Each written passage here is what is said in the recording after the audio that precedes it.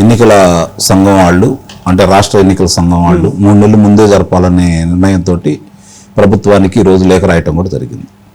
మరి దాంతోపాటు కులగణన అంటే బీసీలకు సంబంధించి ఏ గ్రామాల్లో లేదంటే ఏ మున్సిపాలిటీ వార్డుల్లో వాళ్ళ సంఖ్యను బట్టి రిజర్వేషన్లు ఏ విధంగా కల్పిస్తున్నారు, మీరు ఎంత ఇవ్వదలుచుకున్నారు ఏంటనే దాని మీద రాష్ట్రానికి లేఖ రాయటం కూడా జరిగింది. అంటే ఈ ప్రక్రియ అంతా పూర్తి కావాలంటే కొంచెం అంటే చేయదలుచుకుంటే తొందరగానే అవుతుంది, అందులో ఎలాంటి సందేహం కూడా లేదు.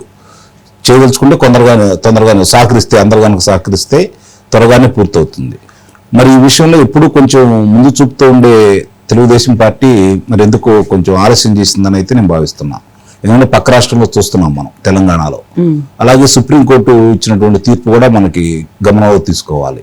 మరి ఇవన్నీ ఉన్నా కూడా మరి దాని మీద ఎందుకు దృష్టి పెట్టలేదో కొంచెం ఆలోచించాల్సిన పరిస్థితి ఏర్పడతా ఉంది.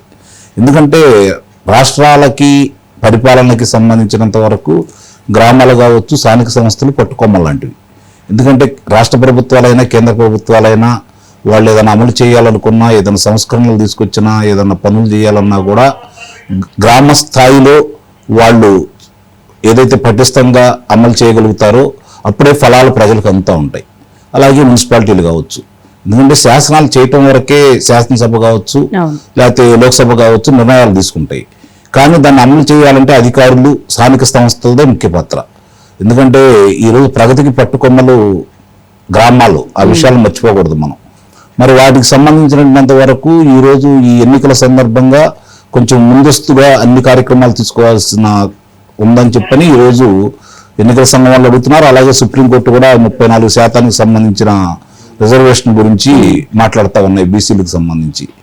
గతంలోనే తెలుగుదేశం పార్టీ ఆ రోజు స్థానిక సంస్థల ఎన్నికలకు సంబంధించి 34% రిజర్వేషన్ అమలు చేసింది. దాన్ని గత వైఎస్ఆర్సీపీ ప్రభుత్వం తొంగలో దొక్కింది.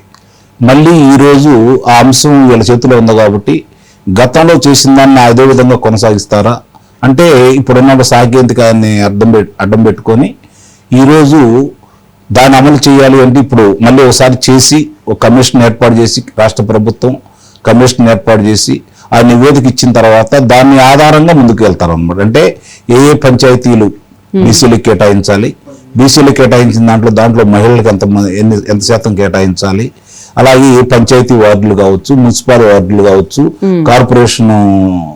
కార్పొరేషన్లో కావచ్చు, వీటన్నిటిని కూడా ముందుగానే నిర్ణయించుకున్న తర్వాతే లాటరీ పద్ధతిలో ఉంటుంది.